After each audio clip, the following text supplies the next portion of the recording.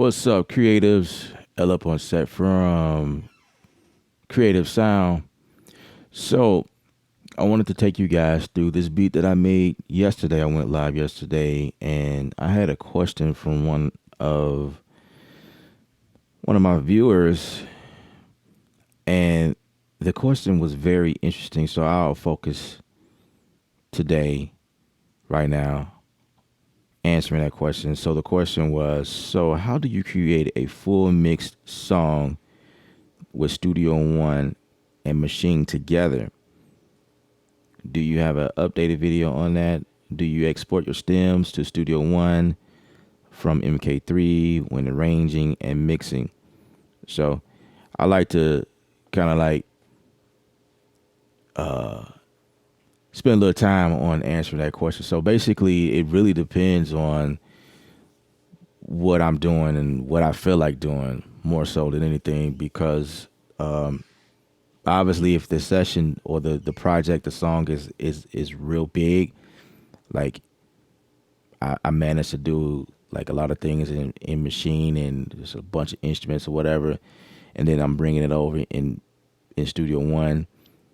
I may or may not export that, but a lot of times I'll use Machine as a plugin, which is simply doing it this way. Machine can be instrument plugin inside of Studio One. Machine is Machine can be a standalone and it can be a plugin, and it's whatever DAW you choose to use. So all you got to do is just come over to your instruments, and I just so happen to have it in my favorites.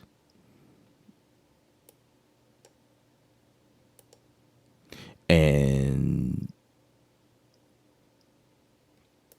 it's right here. You just drag and drop it over just like any other instrument, and it should be able to that's pretty much it. Now, you guys do know, and I stress this a lot, that Studio One and Machine is two different workflows. So you have to understand both workflows in order for it to work. But you could definitely get this to sync up. You just have to, once you understand the workflow, like I always say, Machine is based on scenes and patterns. That's like my famous saying. I say that a lot.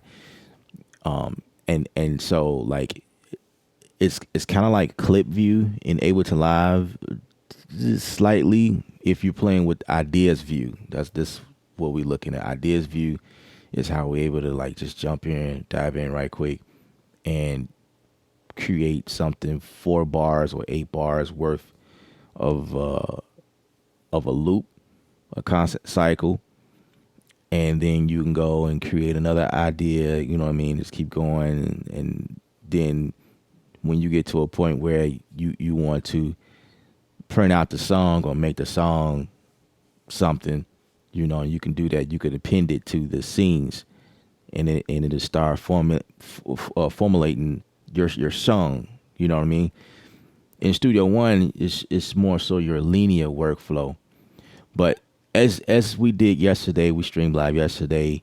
We pretty much created like 3 different scenes. So if you guys remember what it sounded like, or if you knew on here, you never heard this before, we were just vibing out yesterday, right?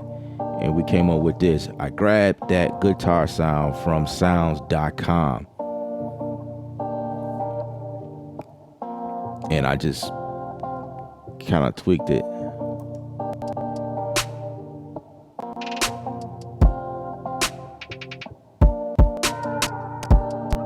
Yeah, it's a little glitchy.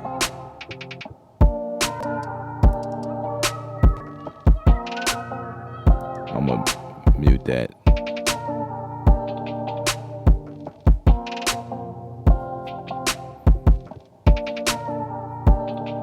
There's a reason why it sounds off.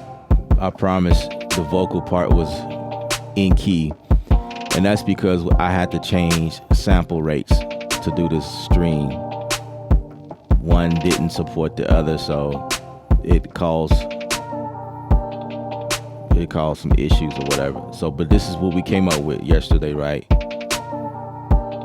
Now this is a Maschine, right? And I'm just playing the loop over and over and over. So I spent a little time because I really liked it what I was doing, and I actually I have a solid idea, and it came out pretty good. So I finished it in Studio One. So to answer that question that I asked at the top of the video, so if you're working in Maschine and you want to export everything out and continue working in another DAW, whatever, if it makes it easier for you like that, because there's been some times where I just created like a 4-bar loop inside a Maschine and just quickly bounce that or export that out and put it inside of Studio One and just kept, rolling like that.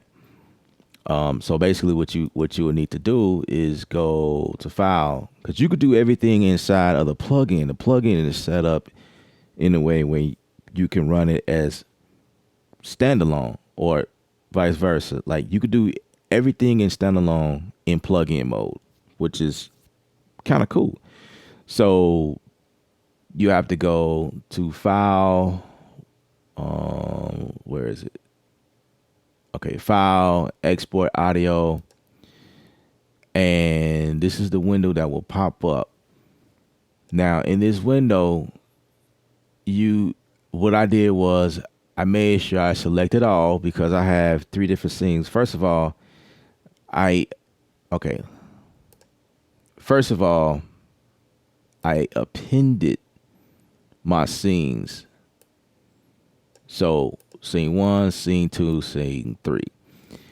And I took the loop off because if you don't take the loop off, it's going to like give you just one scene, right? So I have my scenes here. So I am sort of like building the song, right? I'm building a song. And if you guys understand what I'm saying, don't worry about it.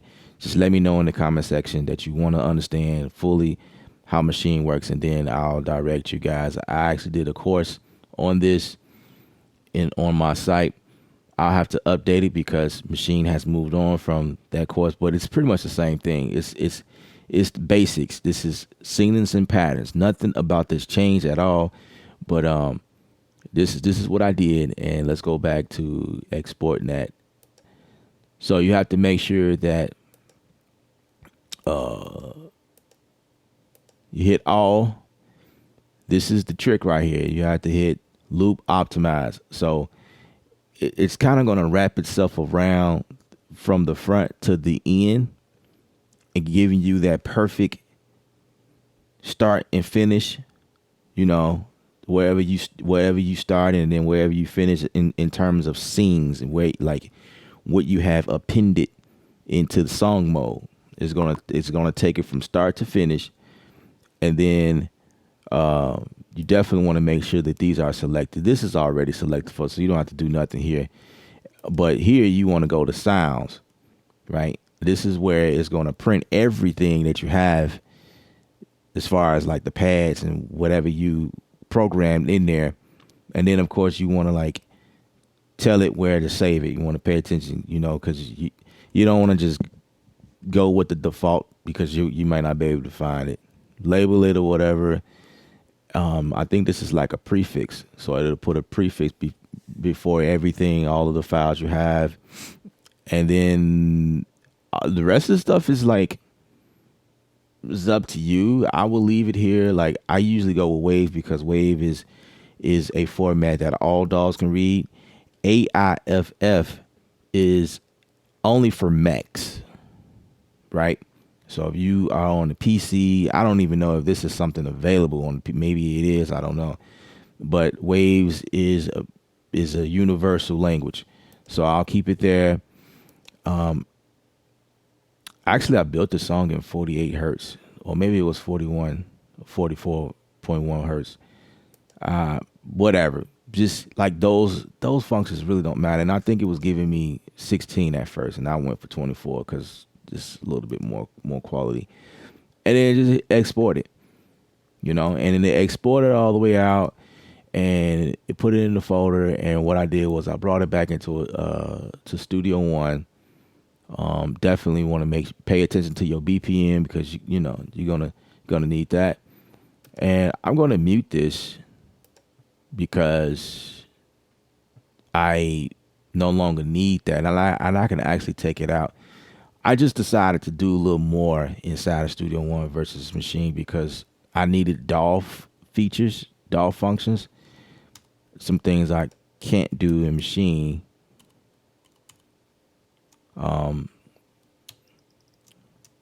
Like for instance, when I need to like make smooth slopes in terms of automation, this is one of those things that I like to do. You see that automation here? That's a smooth slope. In Machine, you can't do that. Machine is like, I don't know, by ticks or by beats. You know, it's just they haven't gotten that far in terms of like features and what like making it smooth like that. And then there's some other things that I rather, you know, I just rather use the DAW, whatever. All right, so let's see who's here. Benjamin Moore. Man, is this your first time hanging with me live? This is my first time seeing you live with me. Jay Beats, what's up?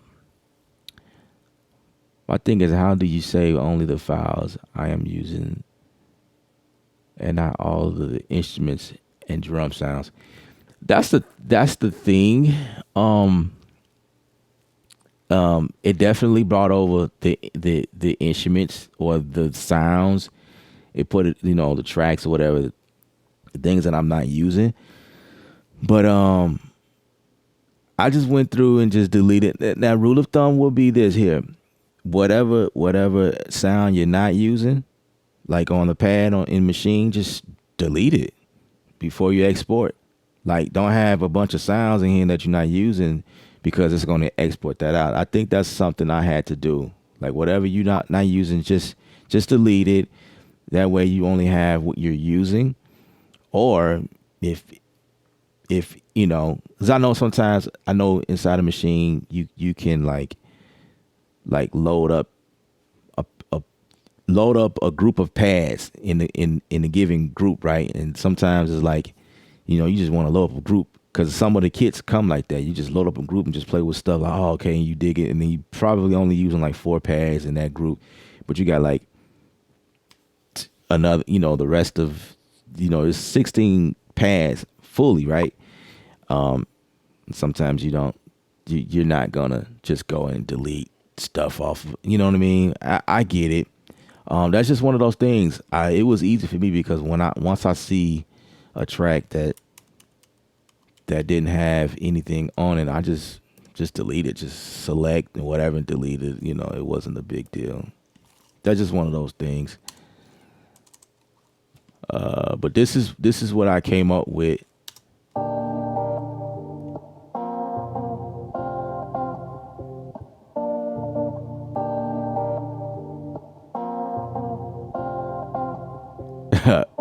Benjamin, of course you're a regular.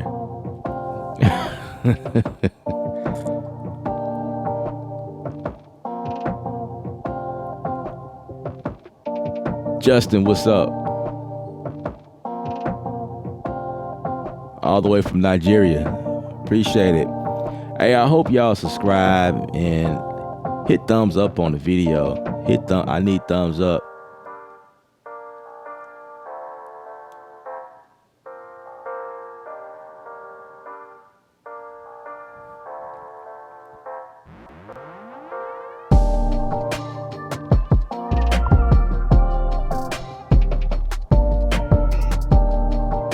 Coolest, what's up?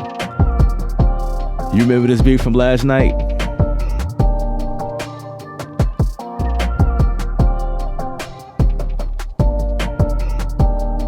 I kind of changed it up a little bit.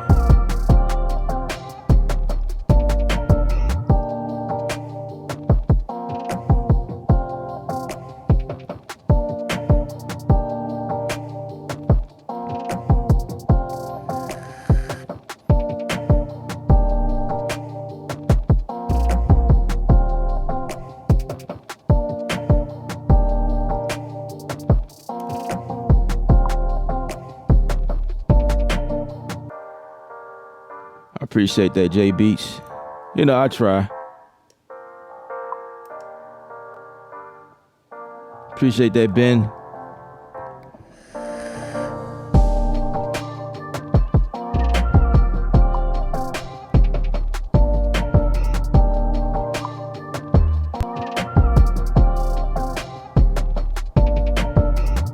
Yeah, that's the idea, Ben.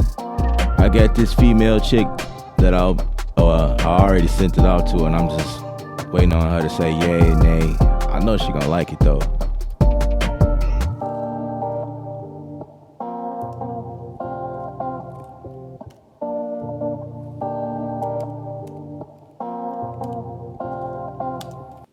All right, so here are the things that I started to do. Okay, so like first of all, this guitar track, and Ben, I shared this with you before.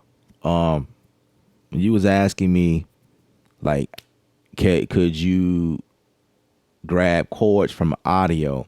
So it's a good thing you on here now. I can show you. So basically, I detect chords. Right click, detect chords. So like, then you go to audio and then detect chords.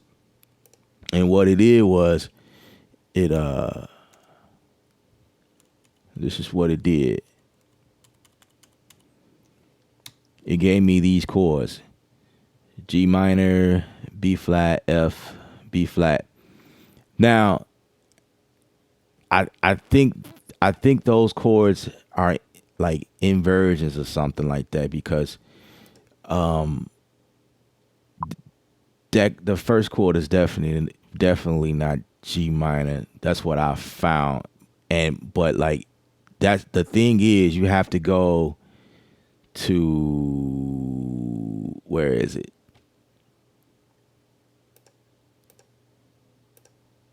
I'm trying to remember, like where do I go? Somewhere over here. Oh, okay. So the follow chords, this is kind of the deal here. The follow chords, you gotta pick whichever one, and I think something changes. I'm not gonna go too much in depth about that, but that's just, you get it, bro. Like, you understand chords. Like, Ben is like one of those dudes, and that's he's just one of those dudes. I ain't got to explain that. But basically, what I did here was I pull up this. What was it? This one? Open chord track here at the top. I opened the chord track, and I drug this audio file because it has the chords attached to it. I just drug it up here, and it gave me the chords. It put the chords up here, because that's I did it in this section. I put it up here, and I was able to like okay, here's the chords, and from there you have to grab an instrument track or a region or whatever, and you can like draw in like triad chords, you know, like the length of this and the length of that and the length of that, whatever.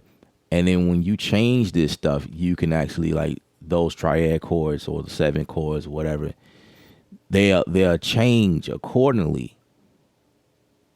That's how you make the magic happen, with that. But I didn't go that far. I just wanted like an idea what the chords, because I had to play it again for this piano part right here, which is Contact. I think it's Alicia Keys. Yeah, it was Alicia Keys. Yep, it was. So I played the Alicia Keys. I played that out.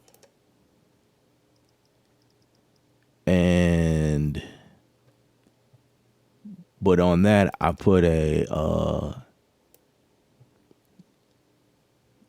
KHS filter, which is a simple filter. I think this is something that Studio One needs to have, like a simple filter. The parametric EQ is great, but like a simple filter, I can just grab and just boom, put it on the track right quick and just achieve simple things like this. You know what I'm saying? Low cut, high cut.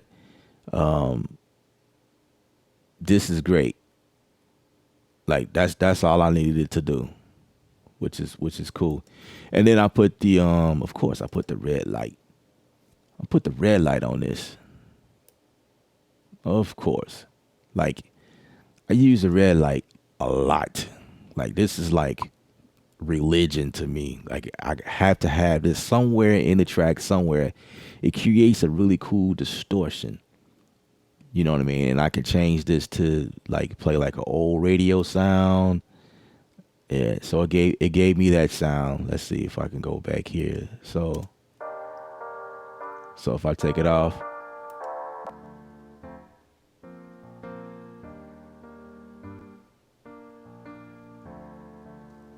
right?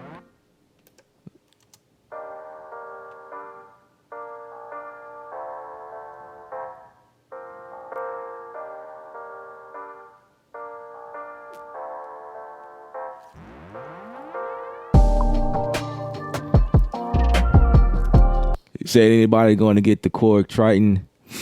I don't know. I've heard quite a bit about the Korg Triton. I actually own the Triton, and I didn't feel a need. I didn't jump on it. It's like I already have it. It's in the storage actually. I have the Triton Studio right now as we speak. But it is kind of cool to have a plug-in in my system. That is kind of cool. I dig that, and I'm pretty sure that they added more sounds in there just to make it, more of a elite feeling. You know what I mean? Like, man, the plug-in. I'm pretty sure because the Korg came out with a few keyboards over time, and I'm pretty sure that plug has a bit of everything in it to make it super dope or worth getting or whatever. So I just didn't give it a thought. So it was a big thing about Nexus, and like people been like comparing Nexus and Triton, because Triton I think it has more sounds, or I don't know. It was crazy, but I went and got something else, and I'm going to be doing a review on that, which is the Avenger. By what is it? Vigilance. I can't think, but it's an Avenger synth that I'll be kind of like dabbling into in terms of review. But anyway, so like that's what's going on here. So I did that.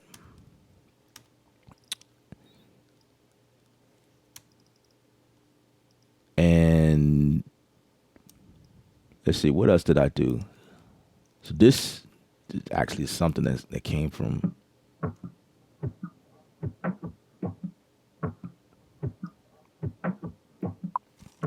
this one is a sound that came from Splice, and I put a let me check this out. I put a reverb remover on here to get this to sound like this. And then I put a filter on it. But check this out.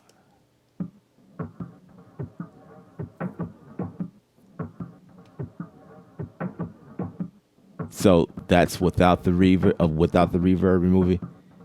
But I wanted a tight, close sound. Now this plugin was used or designed to clear up vocal, like reverb in the background or whatever, and it works really well. But I use it to clean up the reverb or the noise from this specific track, which is really cool. I believe they have a sale on this right now. I think it's like $9 or whatever, because it's originally like 60 bucks or something like that. And they have a sale. I don't know if that sale is still going on, but like the link should be in my description. I think it's in my description. So this joint is pretty cool, and I just turned it all the way up and got that close effect. Let's turn it on.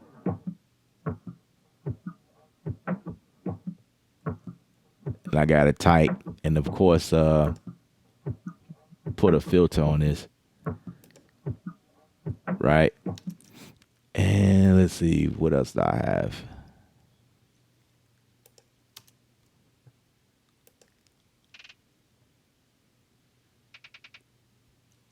Yeah, so those hi-hats I did. See, a lot of the stuff I bounced over from Maschine, and I kept it, and I just kind of mixed it in and just make it sound cool.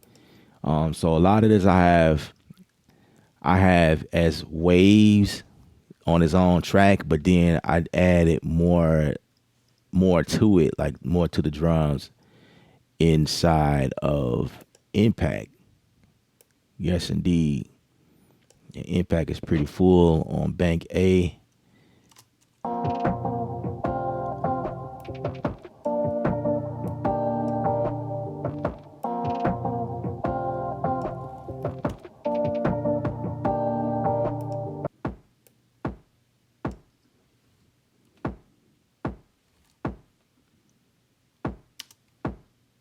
So with these, it's two different sounds, but it's triggering it both at the same time. How did I do that? Just go to the other pad. So this pad is C#1. Just go here and change it. Just make them all say the same, and it triggers each other. So like you wouldn't even notice. Like, so I can go here and say, I don't know, split them up. That's what that sound like. And actually, it's triggering this here. That's crazy, because that's what this is. This pad is C#2. So that's what that is. Let's put that back.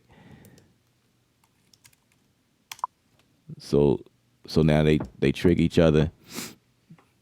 And let's see. Inside of the mix, I was able to like export. No, not export. That's the wrong word. I routed these to its own track.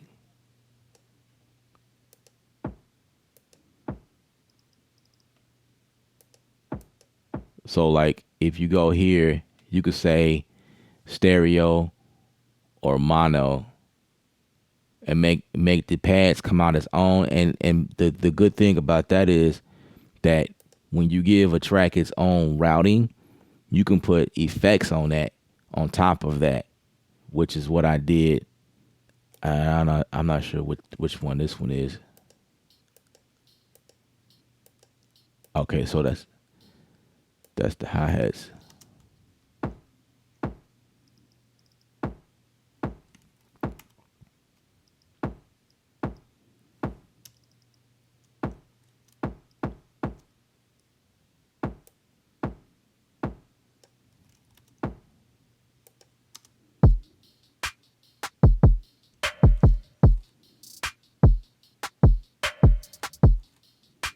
Right.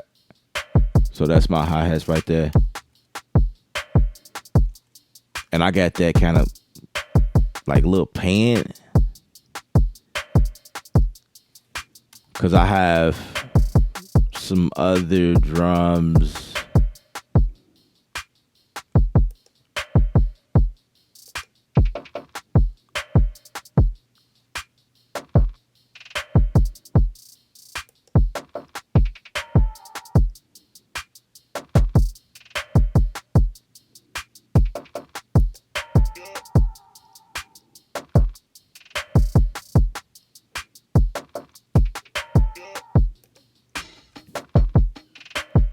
Now this is a sample from just something I have on my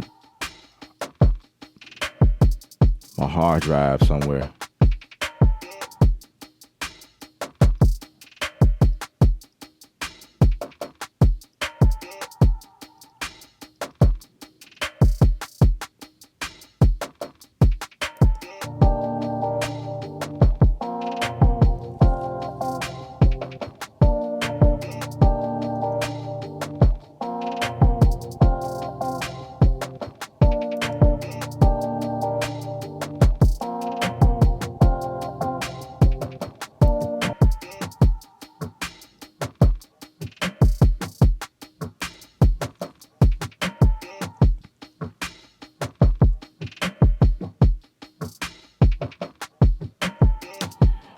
All right, so let me show y'all what I did to this guitar. Now, inside of Machine, you could definitely manipulate, or you can shift stuff and move stuff around and to get the the guitar to stretch like you need to. But in my case, what I did was sometimes those loops, when you download them from like sites like sounds.com or splice.com or wherever you get them from, or it could be from, I think especially when I noticed that it came from Loop Cloud. It came from that site. I got something and it just wasn't really like the timing. So like if you dealing with timing issue, all I did was went to here and analyze, right? And then I can like adjust my threshold close to where I want the the bend the bend lines to fall. And I can always come in here and put a bend line somewhere. Like say if I wanted to adjust that, I could just move that sideways wherever I want. Or I can hit this quantize. There's a quantize feature up here, and I quantize like immediately. But then, of course, it didn't get everything like I wanted. So all I did was went in and like adjust stuff, left and right or whatever the case may be. And it put the guitar like right on beat, and it put it there for me. I was like, man, this is amazing. So those are the kind of things that I like, when I speak of like DAW functions, the stuff I'm able to do like real quick. So, and then of course you change you have tools up here that you could change and make it do whatever you need it to do. I click on and off for the smart, like this is the smart tool, meaning that I could be here at the top of the region, and you can barely see that. Okay. So I could be at the top of the region, right? It turns into my select tool, but then as soon as I go to the bottom, it turns into my select tool. Well, that's my select tool. The top is what is this? Let's get the correct meaning. I thought that was the select tool. That's my cross tool. But what is that? Because I mean, I could select stuff, but this is also selected. Oh man. Okay, let me see if I can get the. Okay, it's an arrow tool. Arrow tool. Like I don't call it that. That's not the arrow tool. These Germans, when they do stuff, they have a different way of doing things. But yeah.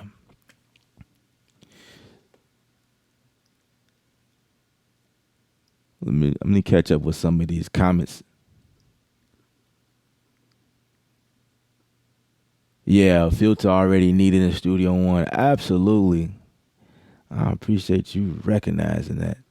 Yeah, man, like simple stuff like that, to me, in my opinion, I feel like, man, Studio One needs, you just need that type of stuff. Like you need a simple filter.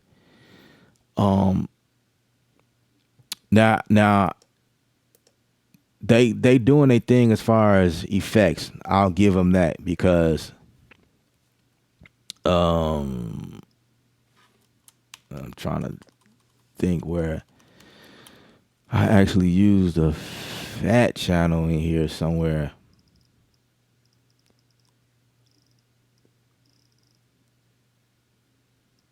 Where did I use a fat channel? I used it somewhere. But anyway, here's the fat channel. And like I just I think it's really, really dope. Is it gonna let me? No, it's not gonna let me go to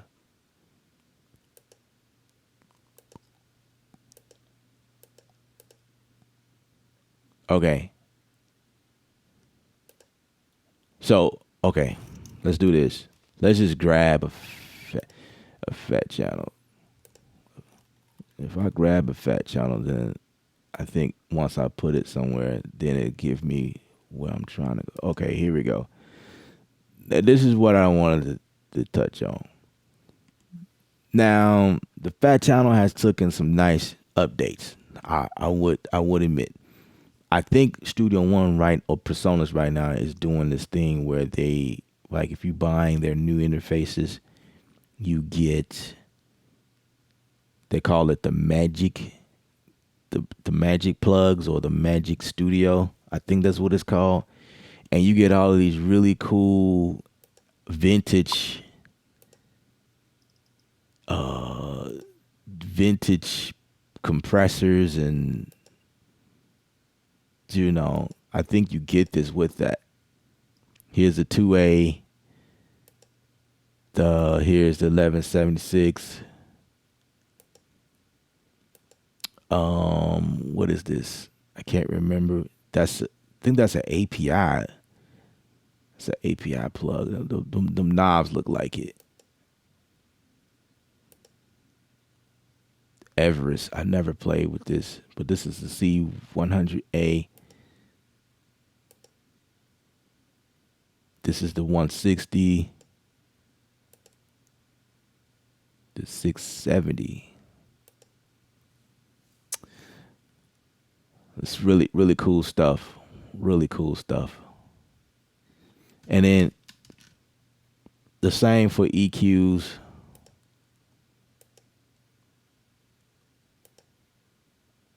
You get the I think that's the Neve. The Alpine. I don't think I played with that yet. This is like your Pultec.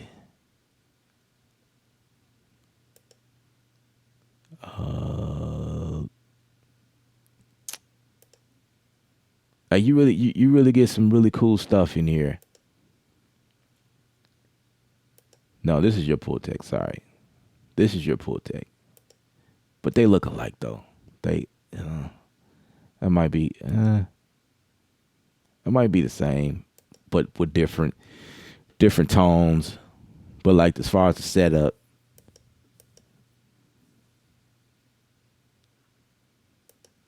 I played with this before. Now this was in Studio One, like before. I think I bought this. Like this is an actual. This is their plug, but you could put this on here like individually. The RC 500.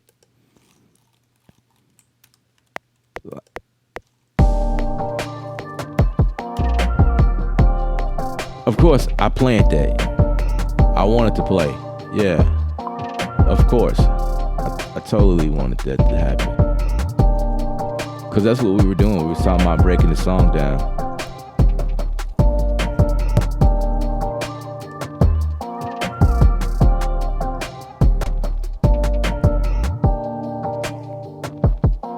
So I'm gonna let the song play while I catch up with these comments.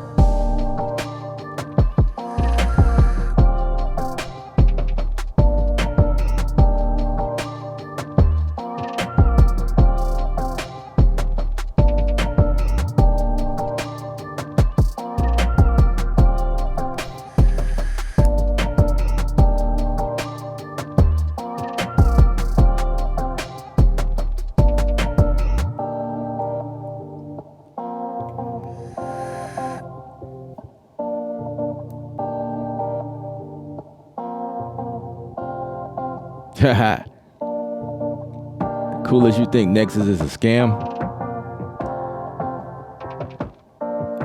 Yeah, Nexus costs way too much. I do agree. I would have gotten it a long time ago, but I just wasn't a fan of dropping that money, that type of money for that.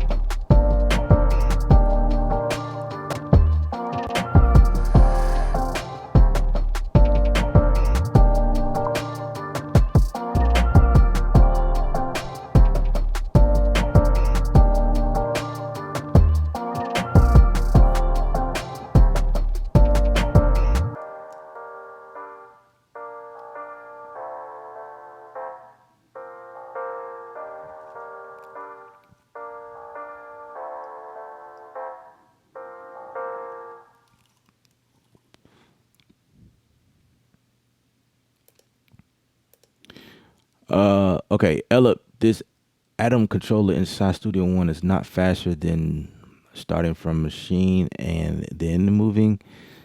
So let's address that question. So kind of like what I was saying before, it just really depends on what I'm doing.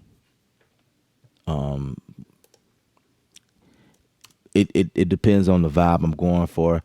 Like I have certain things inside a machine, like just ready to go. Like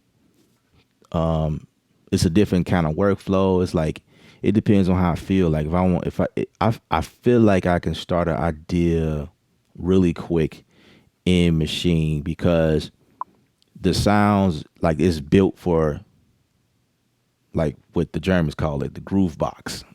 You know, it's built for like it's made to make music. Like that's what it's for. Studio One, on the other hand, is a DAW. Like anything else, it you can mix in it, you can master in it, you can make music in it, you can sound design. Like you could do whatever you want in Studio One. But it's just all about like where your sounds are on your system. If you have a cool system, like a setup or whatever, in you know, like for instance, like you can go to file here, and this is where I pull like a lot of my sounds, and I'll just go here and just drag over. You know what I'm saying? Drag it inside the impact, and you know just go from there. Or I'll drag it onto the actual arranger, which is what you kind of see here. Some of this stuff I just dragged over.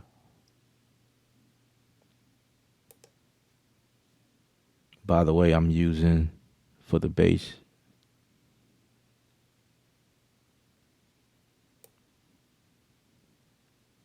I'm using sample one. So I dragged over a bass sound, and it's just like I went here, right click, and said send to sample one, which is really cool. Like I do like that. I can just like quickly if it's a bass in here, like a one line bass, you know what I mean? All right, let's hear what we got. That pattern that I ended with. That's my boy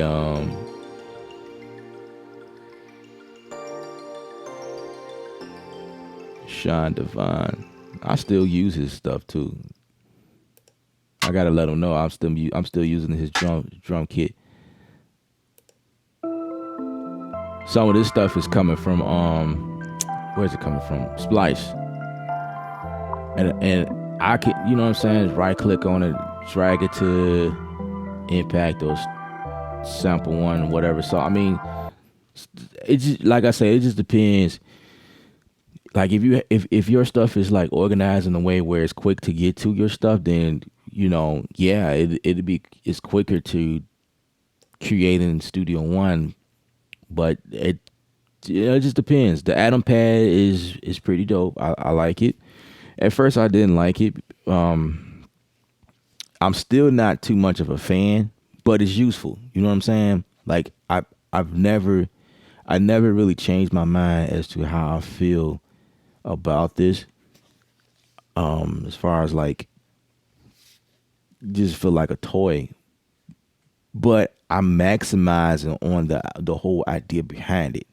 Like I get the idea behind this thing. It's very small, compact. You can throw this in your bag, and it has been in my bag traveling with me, and I use it absolutely. I use this quite often. So I mean, it's good for because it's a controller. Like, and what I mean by it's just like native instruments to it's just like machine to machine, the MK3 to machine, the app. This is to Studio One. So I mean, it's cool. So with like with me having several tools, it's like it just depends on how I feel. Like, do I feel like starting an idea inside of Studio One? Yay, maybe not. Or I may have the best of both worlds. I'll have this thing on and I have my pad on, and I may, it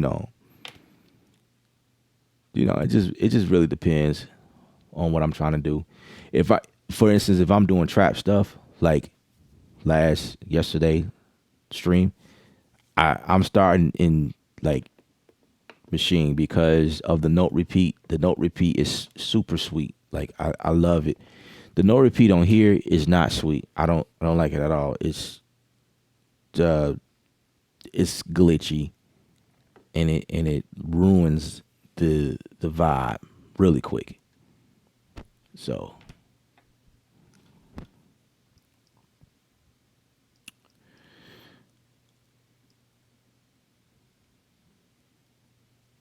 yeah, yeah, it's all about the prestige of the beautiful piece machine that inspires you. Sometimes results. Yeah, absolutely. I get it. I get it.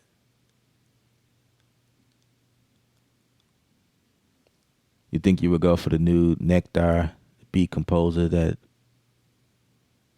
promised the beat integration? Otherwise, okay, okay. I mean, that's not a bad idea. That's not a bad idea. And I mean, it makes sense. Like the Nectar that was made to integrate with Studio One, I think it's pretty sweet. I have a Nectar. It's I forgot the model. I think it's Impact, the Nectar Impact 49, the LX 49, something like that. But the, the integration between that thing and Studio One is pretty sweet. I didn't really care too much for the piano itself, like the like it just didn't. I didn't like it was. I mean, it's made for synth, but it just was. I didn't really care for it, and it was kind of big, and I kind of wanted it. I wanted it on my desk, but then again, there was no space for my keyboard for when I need to like type out things or whatever. So, but then when I got this, Native Instruments sent me the Complete Control S49. I quickly put the Impact to the side and allowed this to take over because I am a Native Instruments head, and so I use this because it integrates with Native Instruments, their stuff. You know what I mean? There was more bells and whistles, and it just made sense to just use this. And then they sent me this, the M32, and so the M32 took the place of something else I had on my desk. I think it was the um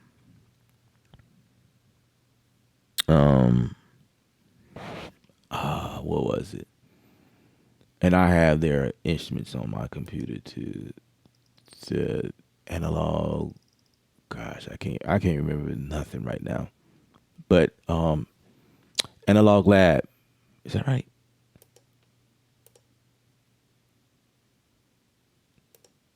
I'm second guessing myself.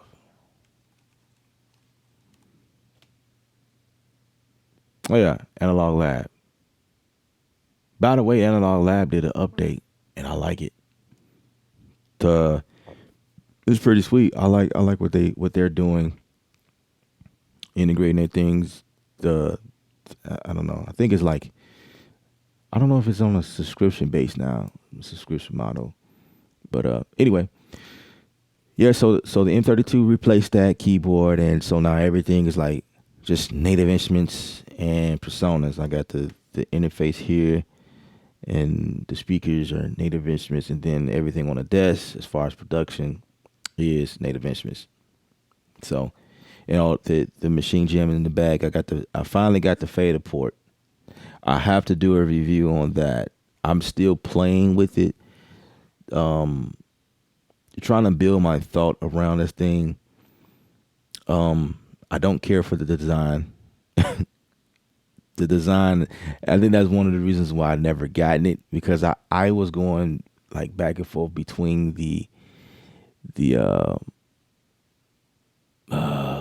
there's another controller I wanted it, but I think it was the soft tube.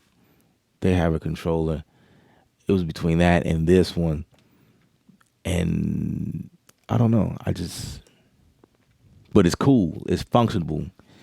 I don't know. I think I'm not a fan of Persona's designs a lot of the times. So I think that's what it is. Like they make, to me, they some of their products are, I don't know, a bit on the corny side, but I mean, if it works, it works.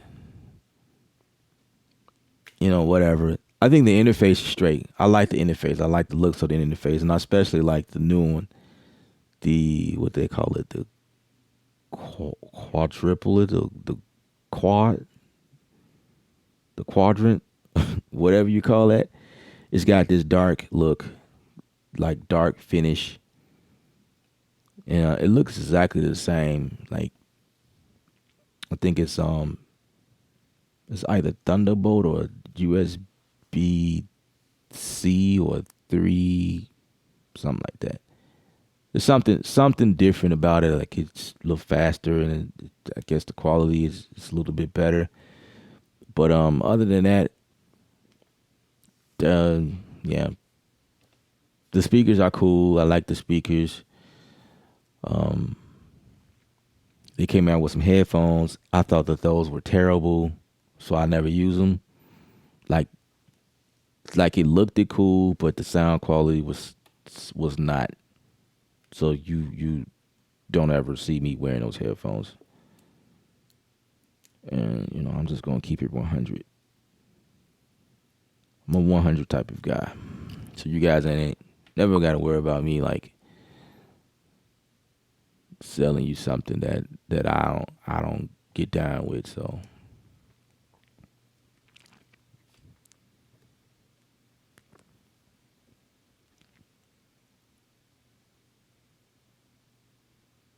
Nectar Beat Composer the MK2 reminds me of the MK2 and one.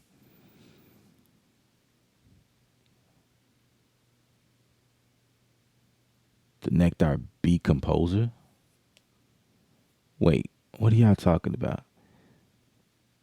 I think I will go for the new Nectar Beat Composer. Okay. All right. I thought you was talking about the keyboard at first. I have to check this out. The Nectar Beat Composer. Okay. Isn't that the wait? I have to check this out for myself. Hmm. Aha. No, I have not seen this before. When did this come out?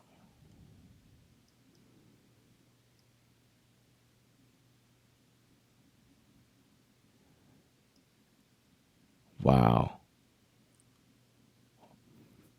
Why does it feel like I heard somebody talk about this, or I seen the form factor, but I didn't pay any attention? It's 349. So this works with Studio One.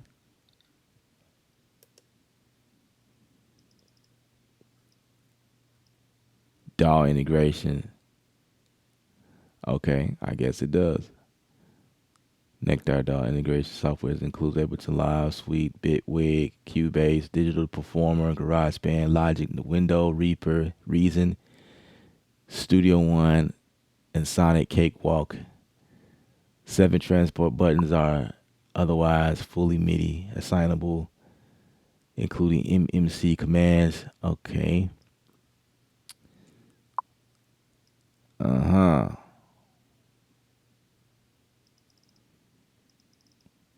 That's pretty interesting. That's pretty interesting.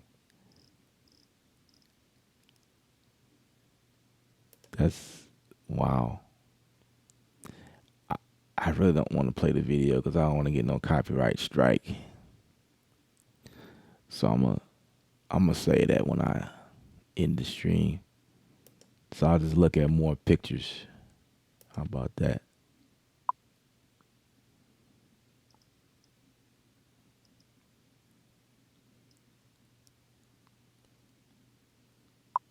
I mean, it looks pretty cool.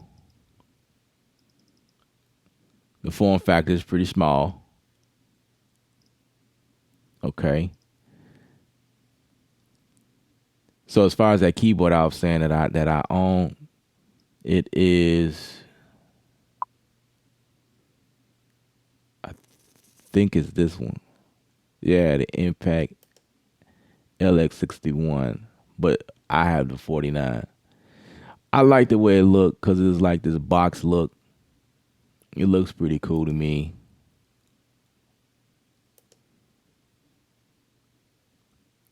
But then when you got the controller in your midst, and you just have to. Now this is cool. I didn't know that they had the module like away from the this I think was pulled away from the P4. Isn't that the P4? This was pulled away from, and I just seen it in here somewhere. Like that comes from here. I want to say from this keyboard. Yeah, so I'm very aware of the Nectar line. I have a buddy who owns this keyboard, and he was using it for Reason. Yeah, the Panorama. What I say? P4 is a P6, and my internet is super slow right now. Yeah, you see, like the modules in it, like it's they pulled it from here, so that means yeah, it's like the same thing, the same exact thing. So if you was in love with what was going on up here, hey, we pulled it out. You can buy that separately. You don't have to buy the entire keyboard. That's really cool. That's really cool. Yeah, I gotta check out some videos on this, guys. I I I totally misread your your uh your comment. Um, is it coolest? I mis I just assumed you was talking about that keyboard, like, cause they came out with a keyboard like not too long ago that talks to Studio One, and then you say this. Okay, hmm. So I'm looking at it. I'm looking at it. Just looking at the picture.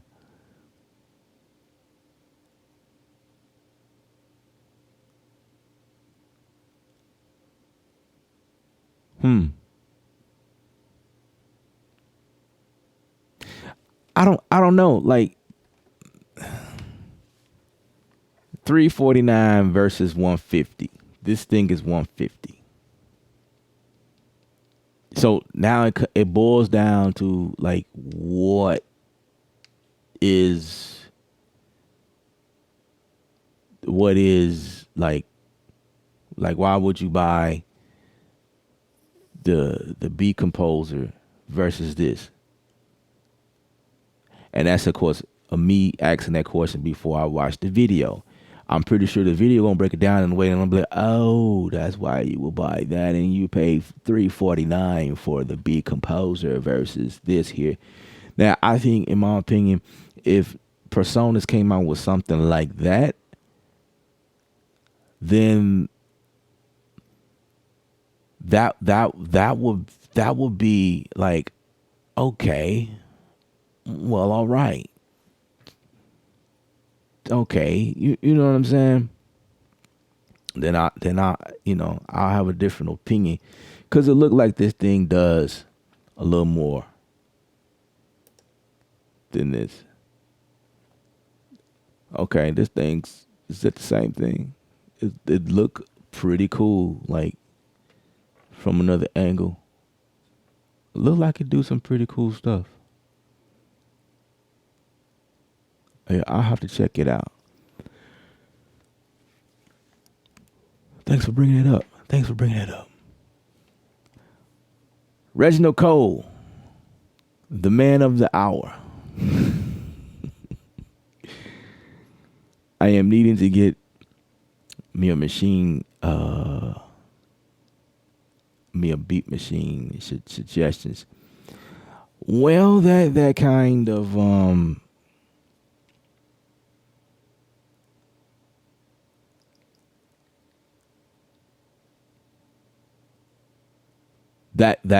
that kind of depends on you and what you are trying to achieve in this 1 a.m.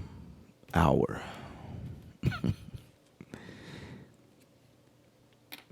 I think the last time I talked to you, Reggie, was you was telling me you was working in Pro Tools, right? So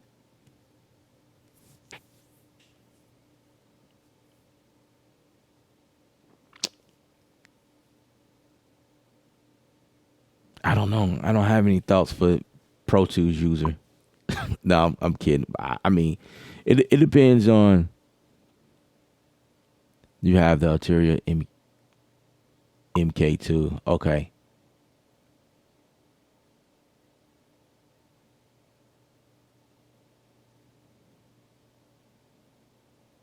Yeah, I got you, coolest. I mean, I'll find I'll find out what I need to find out, because I know it's still new. Ain't nobody really playing with it or whatever. It's all good. Rodney, it's 2 a.m. where you are.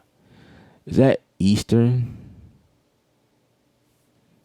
Is that Eastern time?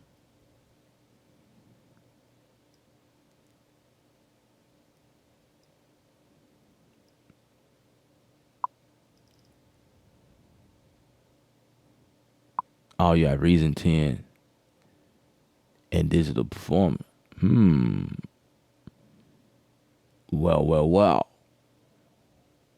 Rodney, you have the Nectar Impact LX for now. That's what's up. I have it. I have the LX. I don't use it, but yeah, it's a solid keyboard. It was cool while it lasts. You need something with aftertouch.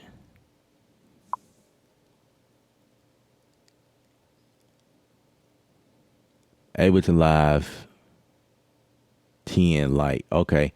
So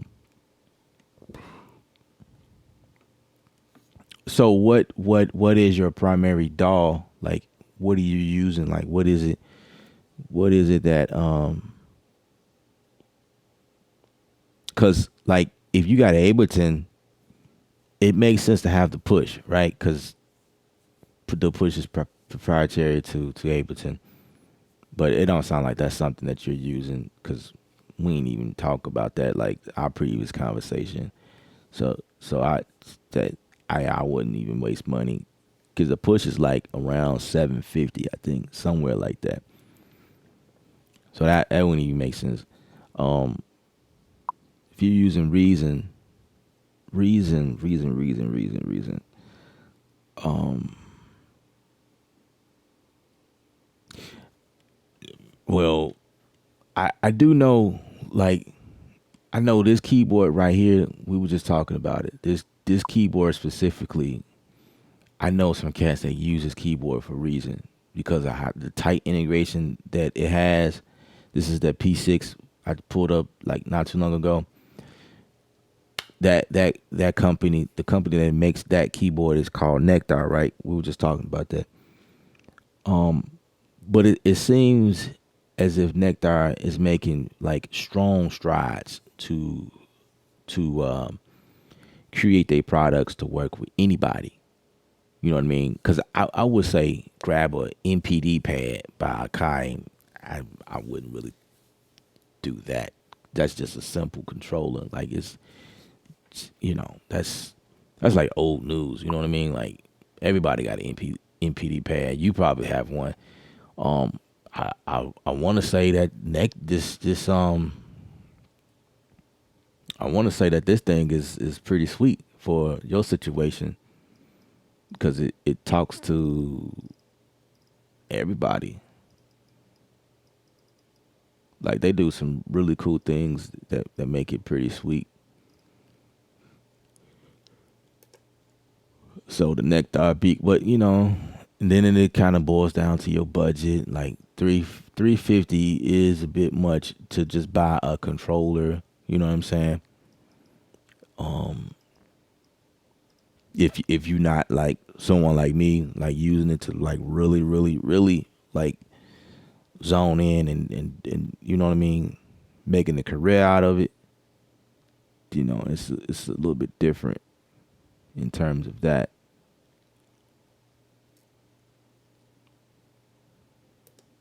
Musician friends.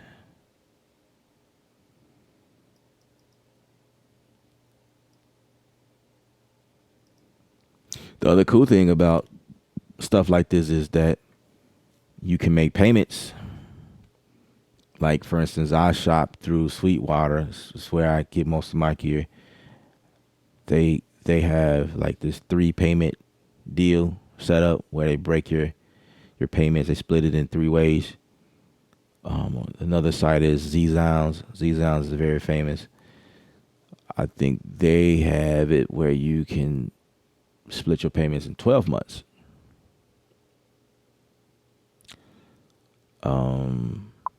So it makes it not so bad to spend all of that money up front. You know what I mean? Because you can split it up. And I've bought several things from Sweetwater. It's crazy. It's ridiculous.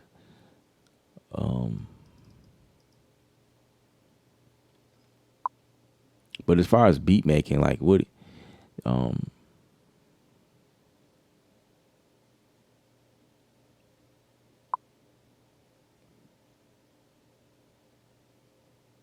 okay,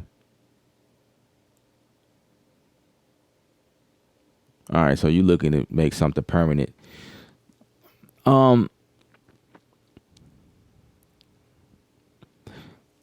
like the other guy said, MK3. The only reason why I didn't mention it, like the thing that I use, it's very expensive. It's very expensive. I think this thing is like $600 still.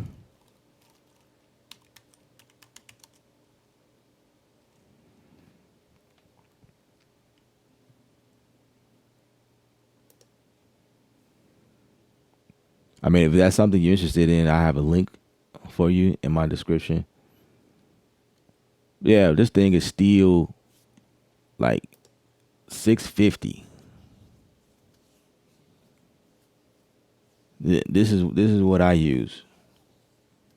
However, it talks to complete control. It talks to complete ultimate, which is this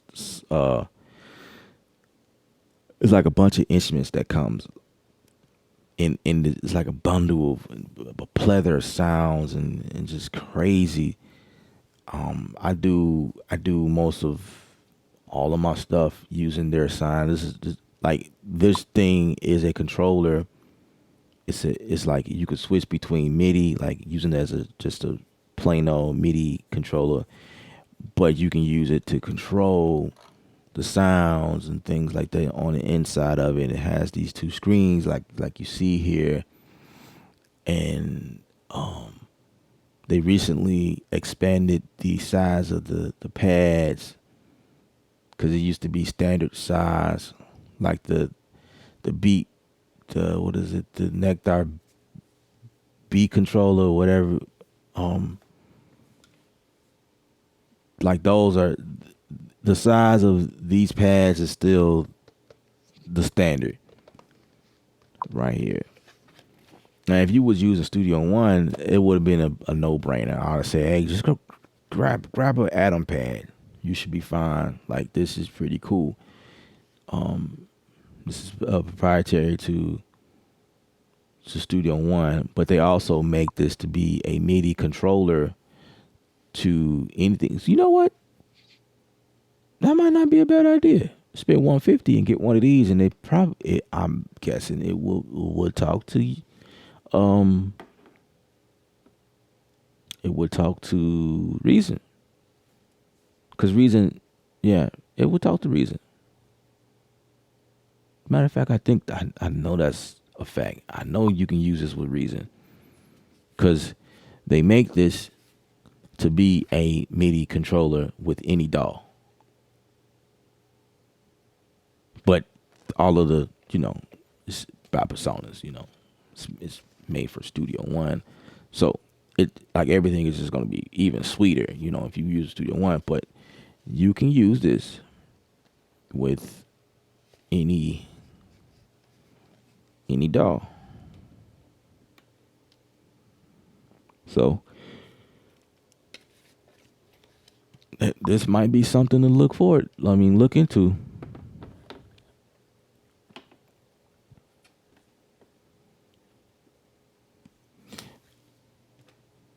Yeah, I mean it. I mean, we could talk further. You know, we could talk. You know what I mean? Uh, D Hunter, what's up, man? Saw the Studio One pitch in the title. It came right in. I hope everyone is having a great morning. Yeah, man, we done chopped it up. I done showed. I done broke down some things, and then now we like talking about controllers now, man. Yeah, man, we've been in here for a little bit. eBay has MK3 for 270. Rodney says that the eBay has the MK3 for 270. That's I mean, to each his own. Buying used equipment is totally up to you. I personally, well, I mean, everybody's situation is different. I mean, if I was in a pinch and had a really like low budget, I would probably go do that. But like, I don't know. I'm a little funny when it comes to like gear for what it is that I do as a music producer. Like I like top line stuff. It's like an investment in my career and what I do for a living. And when you buy it brand new, in my opinion, you get that warranty on it. You buy somebody else's problem, and somebody could just be selling it off because they bought something else. They was having issues, and then now you have their problems. And like, how do you get this stuff fixed? Because it's out of warranty. Warranty was voided because they tried to go in and fix it themselves, and then try to put it back together, and you know trick you into buying it. It's not saying that that's the case, because I have a buddy who bought stuff off of eBay and he's doing great. It's used, and to him it's perfect. I mean, thumbs up. But I'm just saying, you just never know what you get when you buy stuff off eBay. That's my opinion. It's just my opinion. Like if you was to go and buy something like this is only 150. Get a brand new. Get a little warranty on it. I think like additional $7 or whatever. I don't know. It's up to you. It's worth checking it out though.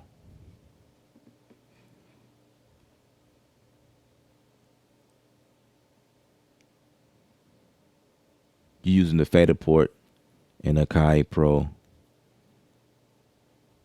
That's what's up. That's what's up. JB, yours was new when you bought it from eBay. Okay. That's what's up. Yeah. Yeah, eBay do have brand new. Yeah, absolutely.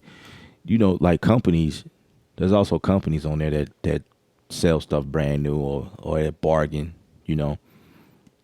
There are some people who buy stuff in bulk. You luck up sometimes, you know. It is what it is. It's all good. It's all good. I just thought I'd put that out there, you know what I mean? Like, because, you know, sometimes people be trying to get over, you know, and, you know, you just never know. You just never know. Let's see.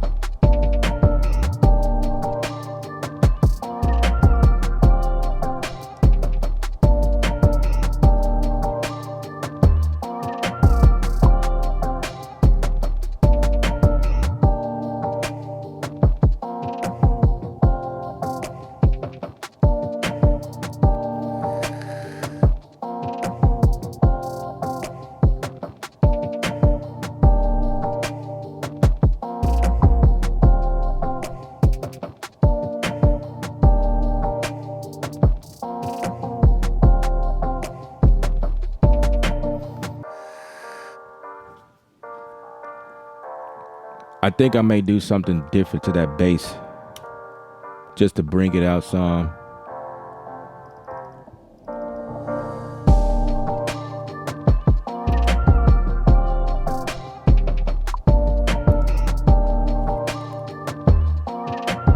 You already know. Actually, I don't even have to bring this over.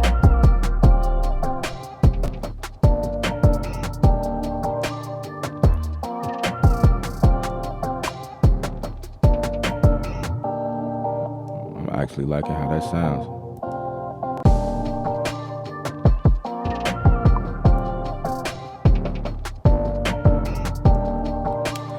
And I'm looking. Dang, I didn't even put this. Man, I'm slacking. I didn't even put this. I didn't even sidechain this.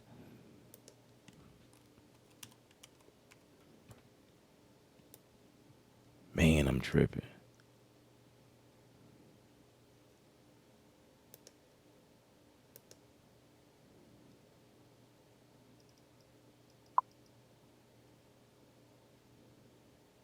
Okay, so now I got to find a kick.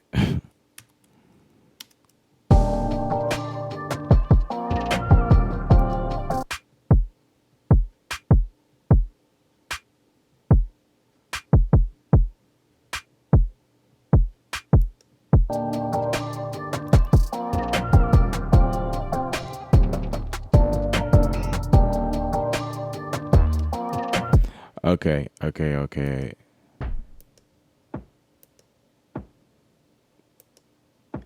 These are both coming out of 3.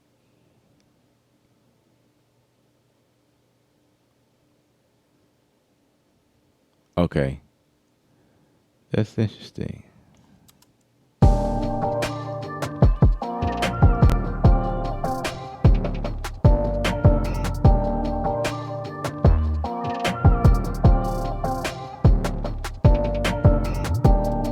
Okay, I let the kick come out of stereo 3, so that means that it is right here.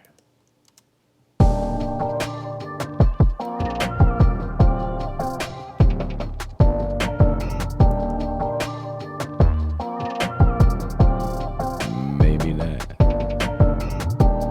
Oh, because that's not even the kick I'm using.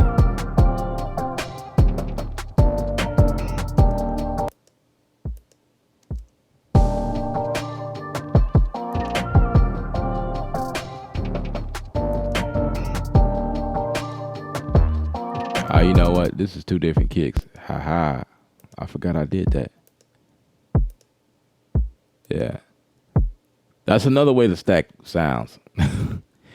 You can stack sounds on top of each other on the same pad. I forgot I did that. Okay, so this is stereo 1. Stereo 1. And I have... Yeah. That's why. That is why. So I'm going to make that come out of 5.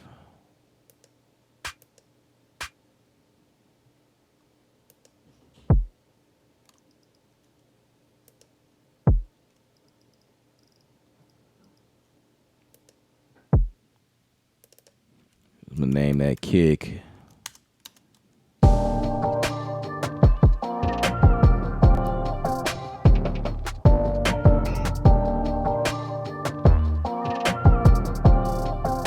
Now I can find my kick.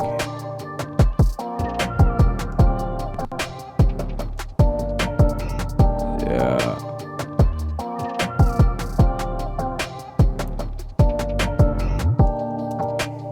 Let's change the attack on that.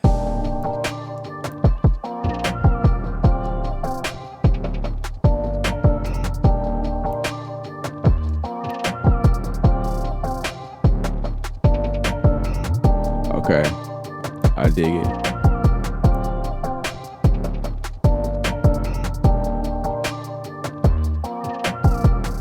Make it quick.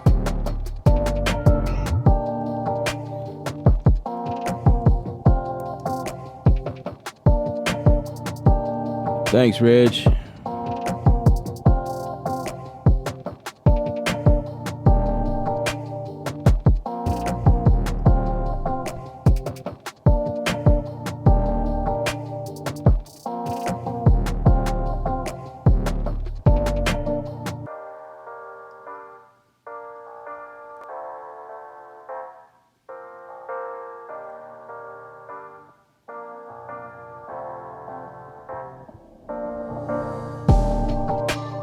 So D Hunter, yeah, I do mix and master.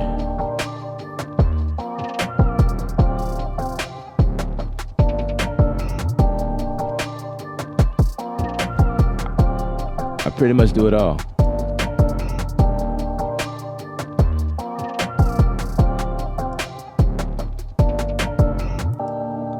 Yeah, I like that a whole lot better. What I did to the kick.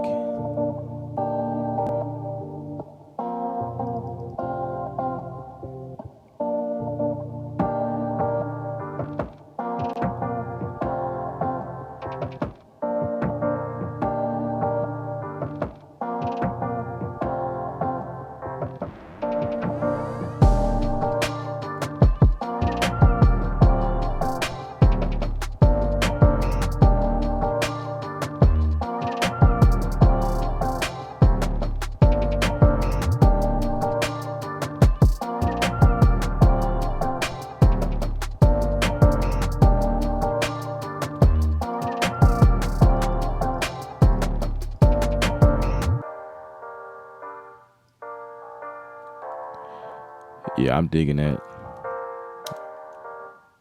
It's probably too late to send that to her. Them changes. She just had to like it, and then when we get to the recording part, I could just shoop. Hey, we just changed out we slide that in there. Um,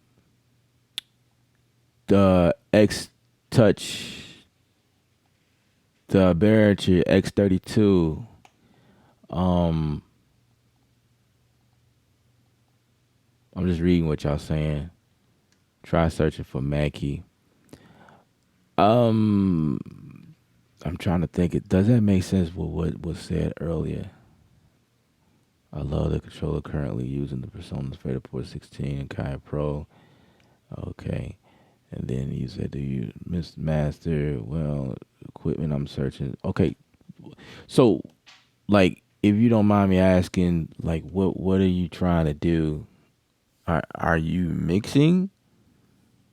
Like, why the need of? So you already have the fader port. Why the need of searching for something else?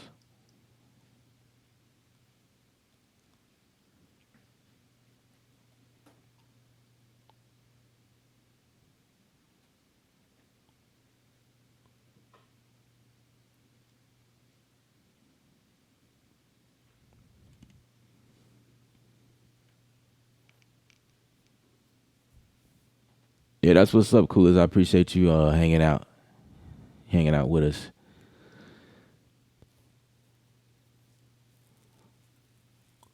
And he makes a good point before left the stream. It says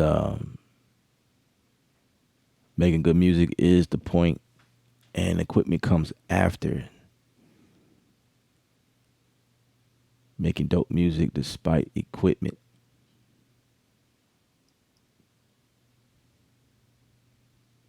You're looking for better analog gear.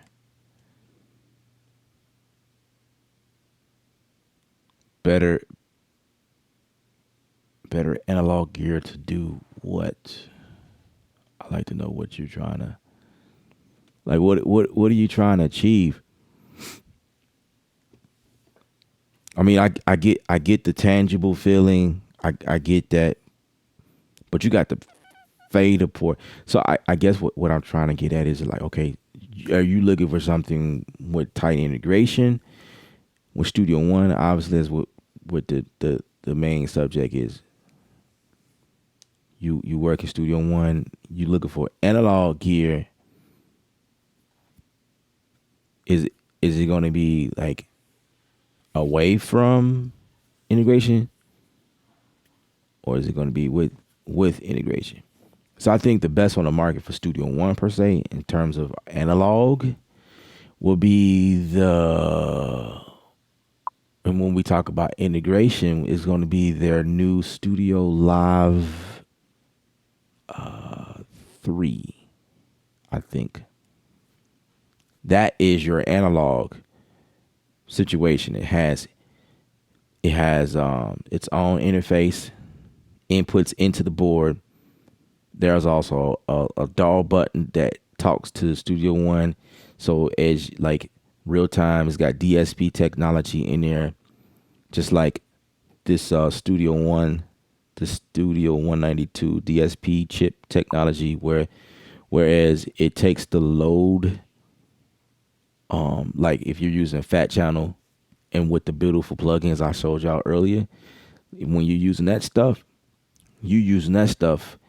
and the computer usage is being handled by the DSP chip inside of the unit versus your computer. So it takes off the burden of the computer itself. With Studio One gear, you have literally vintage emulation of those plugs I just talked about earlier.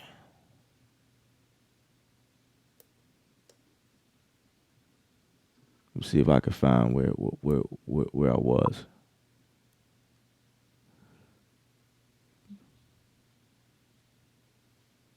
Yeah, here's effect channel.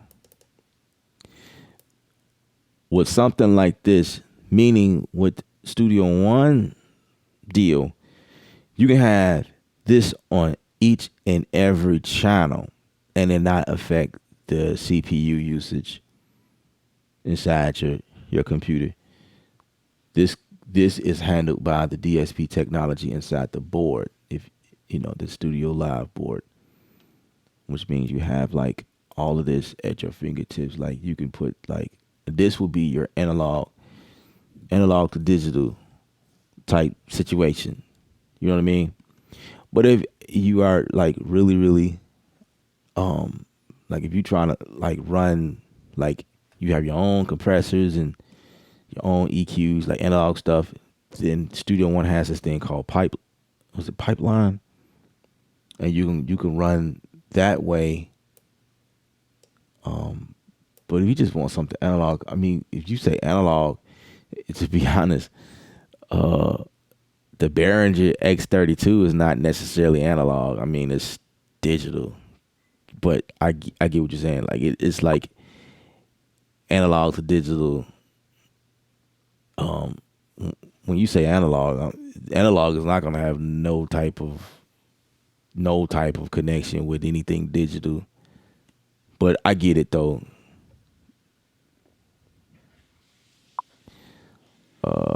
Let's see.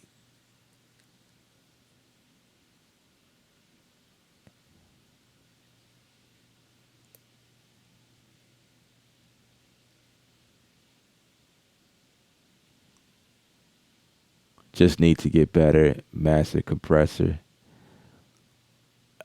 Yeah,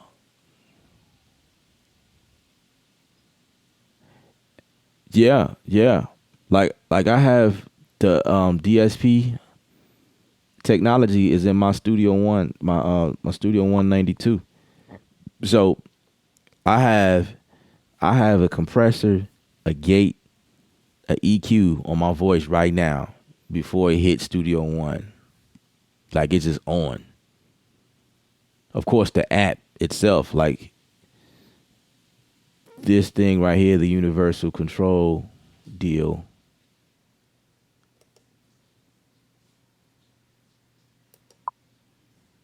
Like this thing back here. This is universal control. And actually, when I'm not in there, the Atom pad will be down here too. But like I got the fader port connected, and then here, like all of my EQ, compressor settings, if I had a limiter, none of that is touching the computer. This is just the settings. You know what I mean? But the way I have all of this set up, I can use any app on my computer and I'll get the same voice settings because like it's been controlled through here. Like these are my settings,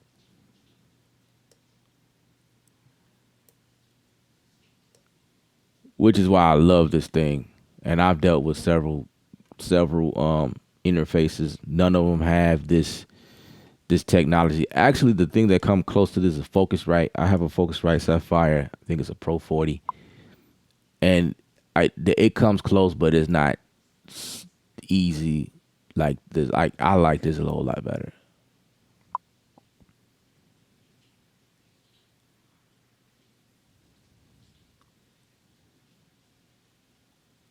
The Apollo 8 has DSP. Okay,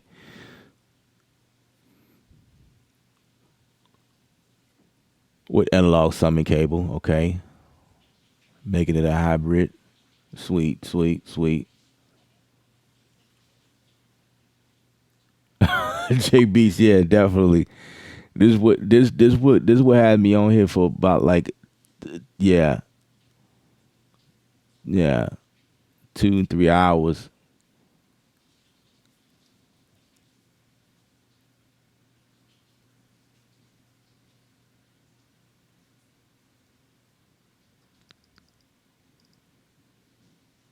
Oh, and then guys, don't feel like you taking over the stream or you being a burden or anything like that. I like helping people. As much as I can be helpful to anybody. That's the goal for me. So you know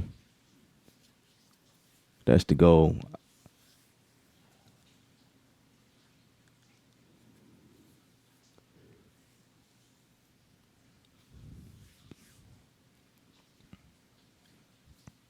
But yeah, like just based on what I'm seeing you type in the comments, it sounds like you have a decent amount of gear, and um, it's going to be well worth it if you just know what you have. Like learn how to work the gear that you have. You know what I'm saying? Maximize what you have. You want a better board, mixing board. I mean, that's great. But I know that you said that you have the fader port. I think the fader port is pretty sweet if you're mixing because it gives you the hands-on, the analog feel or whatever for mixing purposes. When you buy an analog board or another board, to me, in my opinion, the only reason that you will buy that is that you want more inputs than what you have now. You're looking for more inputs. It's not going to necessarily be the quality of the preamps because you really won't notice the difference unless you just what you have now is really really really sucks or whatever. But that's my only way of thinking. You know, you want more inputs in your situation. In terms of DAW integration, if you're working in Studio One, there's nothing that's going to give you better integration than the fader port. The fader port being at its price point right now versus the actual mixer with the XLR inputs, the preamps and stuff.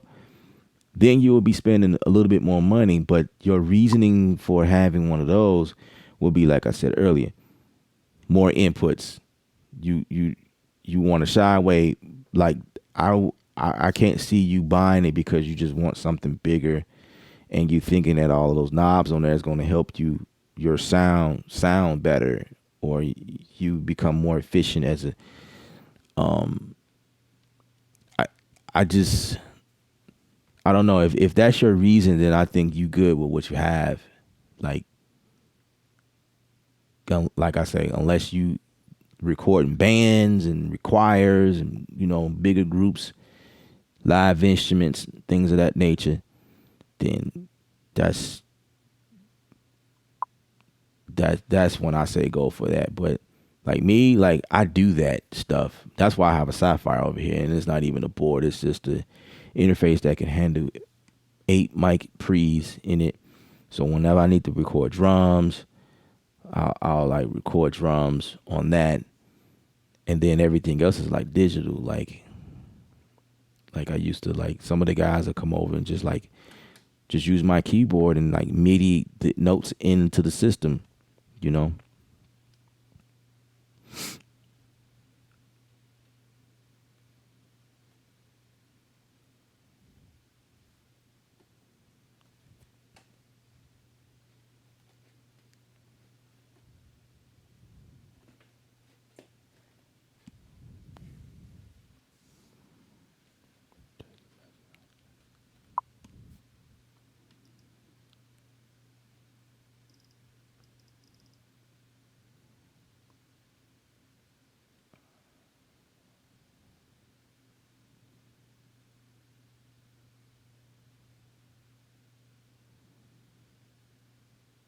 Just looking for more of the mix and master gear. Um,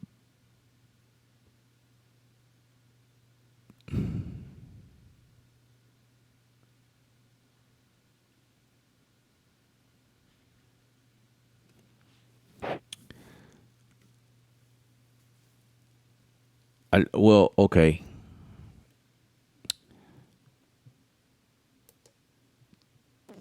the the mix and mastering gear is definitely not going to come from buying another board. Like, I like to be honest with you, the mixing, the mastering is going to come from your ears, how you perceive music, your setup, how well treated your room is, how well you know your system. I heard you mention that you need to learn how to compress, like you need to learn how that works. Well, you definitely have to learn how to compress before you start acquiring mixing and mastering gear, because that is one of the vital pieces in mixing and mastering. Learning how compression works, learning what compressor to use in a certain situation, learning what an EQ is and what EQ to use. There are different types of EQs that carry different types of tones. There's different circuitries that are made with certain types of EQs. What's the difference between the band EQ and the parametric EQ or multi-band? The different compressors. You got the vintage compressors. You got the fast attacks. You got compressors like the 1176 or the 2A or the 3A. Then you got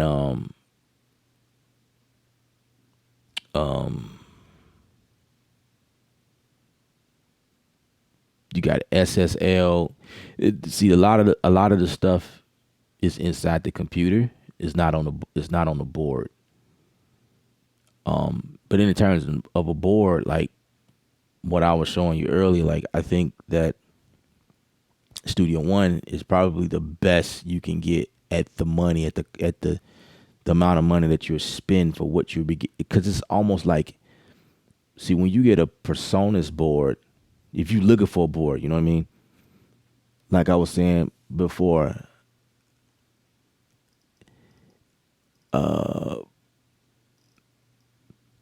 the where is it?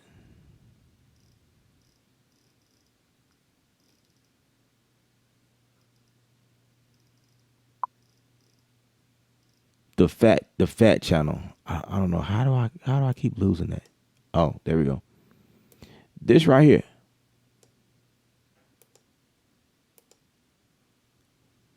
When you could put, okay,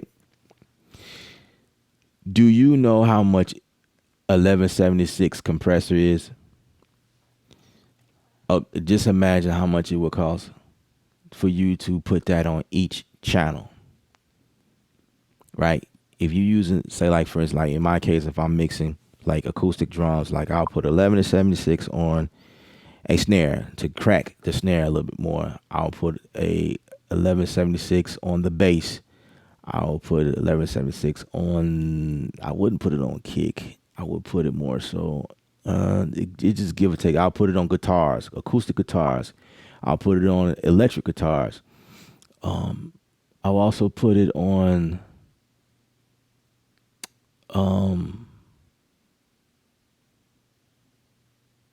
Okay, so far I named probably about five things. If you can multiply the price of an analog compressor about five times, just look at that price point, right? And then I use a lot of API stuff. So just imagine how much it costs to put API. I put API on my kicks. I put it on my toms. It's usually three or four toms. Like just think about that. Sometimes I put it on my bass. It's just give or take of what's going on. Like to have all of these plugins, these vintage plugins or just plugins, whatever. These are actual hardware that mix and mastering engineers at one time had this, but the route that they had to go through to do what they do, it took a very long time, because even them, they don't have a bunch of these rack mount available. But on the Personas board, you can have this on every single track, unlimited. no matter how many tracks you have. You don't have to spend the money it costs to have actual vintage stuff on. You know what I mean? So in that sense, if you know what you're doing with these type of plugs, then like for mixing, it makes sense to have this. But I think that these plugs does really well for like if you're recording bands or choirs or groups like that, like acoustic music. Like these vintage plugins sounds really good on that type of stuff, vocals or whatever. If you're doing like club beats and stuff like that, then it's like I would really I wouldn't really use these type of plugs on that. Although you can, but I really don't. A lot of times the samples and the instruments that you get to create music nowadays is already mixed, like it's already going through um some type of processing or whatever. So a lot of the stuff already sound good as is. I just take it and do extra things because I'm looking for certain things. But master outbox. No, you mix inbox. Mix in the box. You want to master out of the box.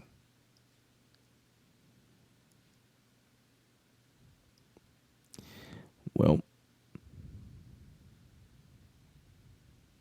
say you know how to compress an EQ, and when it comes to users, just want to add some in out, outboard gear. Currently, I have tube and okay, outboard gear. All right. Well, based on that, it sounds like you know what you're doing. Um,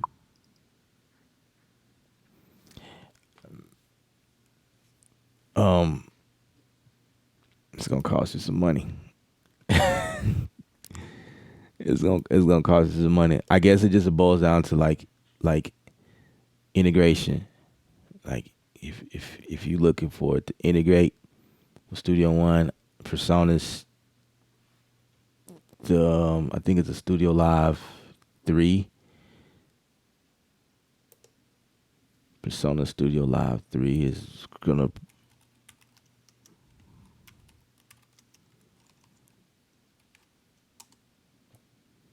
and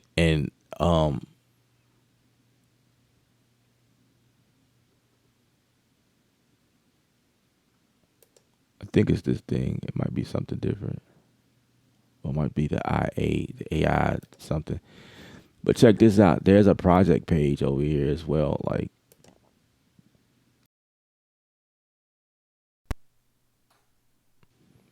this is the other side of Studio One that I don't know if you're aware of, but this is the mastering page.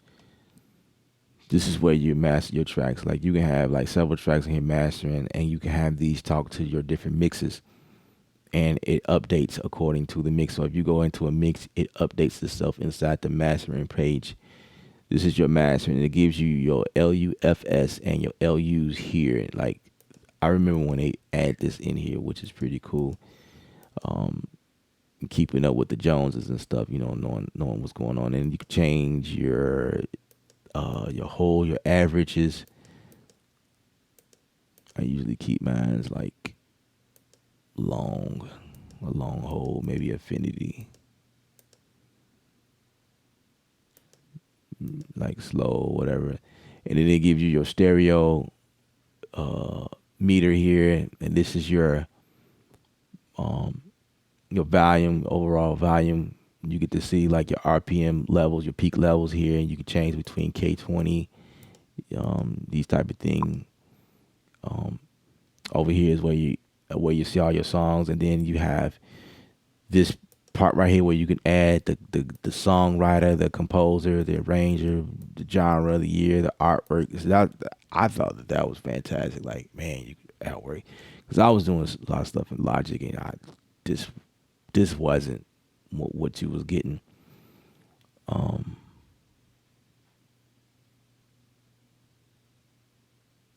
Okay, you use a pipeline. That's what's up. I haven't used a pipeline yet. I know about it. I've seen it. I've seen it work. Um, I need to go ahead and use it. So I have a couple of vintage gear myself. I had a buddy who wanted me to run something through the this compressor I have, and I just been lazy. I think one day I'll take a shot at it. But yeah, I heard it was pretty sweet. Like it's really cool, really cool. And it's one of those reasons why I still mess with Personas Studio One, because stuff like that, I don't think you can do that anywhere. Man, running through a pipeline, really? Like, really? That's crazy.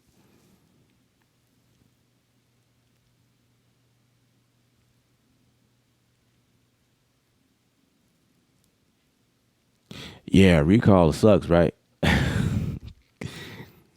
Yeah, buddy. Yeah,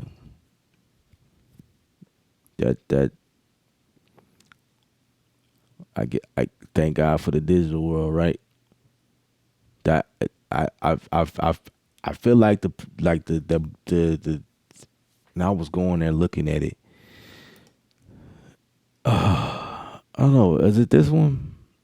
Like something like this would be your best bet, because it's when you talk about recall, like everything is digital, but yet it's still like analog. Because you could run this thing by itself. Like you don't need Studio One, but it talks Studio One. I don't know. I don't know if this one. No, this is not the one that talks Studio One. This is the version before, because it don't even have the transport uh functions on this one. So it's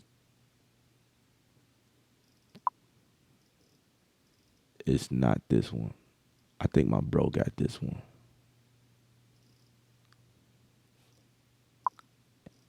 Yeah, so it's gonna be Studio One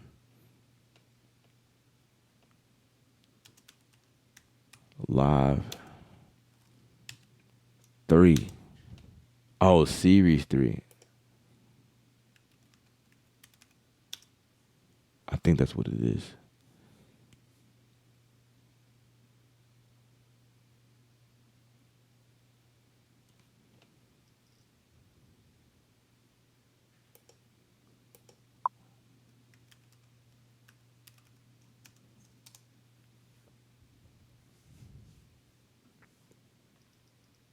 Yeah, I think the Series 3 is probably like the best of both worlds, because it talks to Studio One, and you can use it as a standalone, like by itself, and it has DSP technology in there where you can use all these plugs that they got here,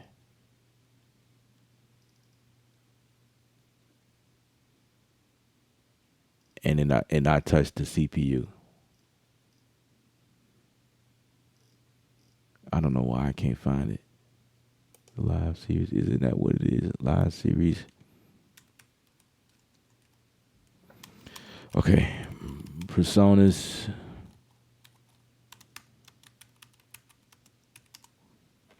I'm sure I'm butchering the name. Studio Live series.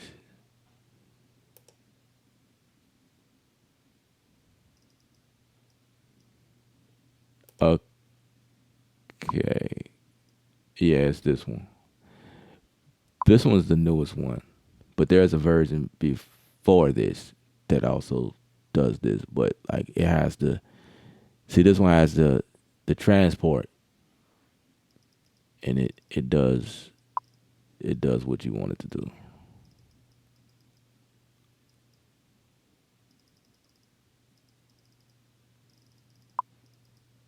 And then you can get fancy. I have an iPad and it does this pretty cool.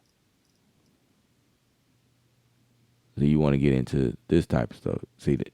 Like, I'll just keep it Studio One and just keep it there because the integration is tight.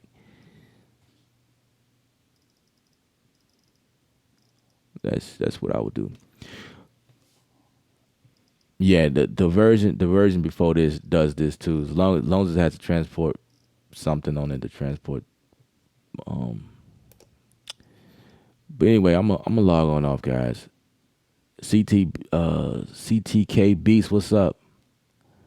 It's just Studio One 3, not Studio Live 3.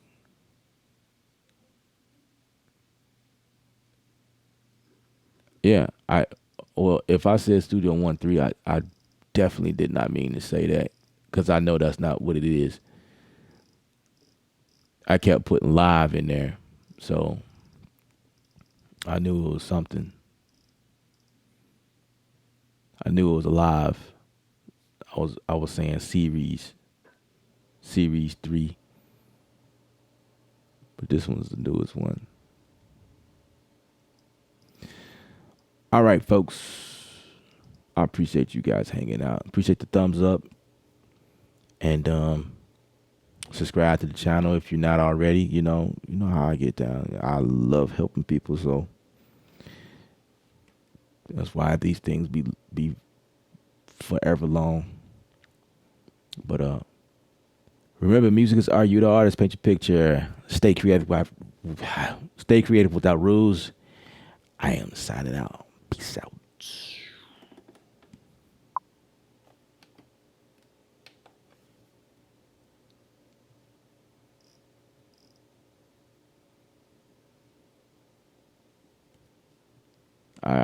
I'll run a beat before I leave. I was trying to do that, but I forgot I was in the other page. All right.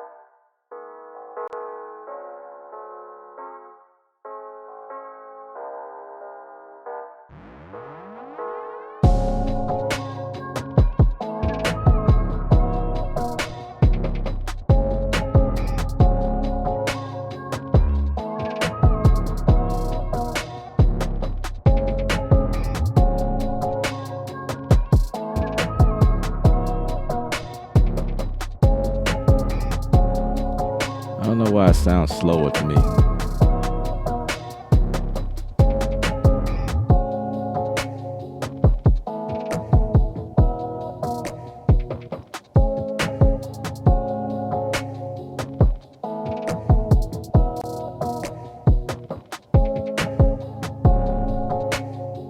Man, been on this thing for 2 hours. Wow.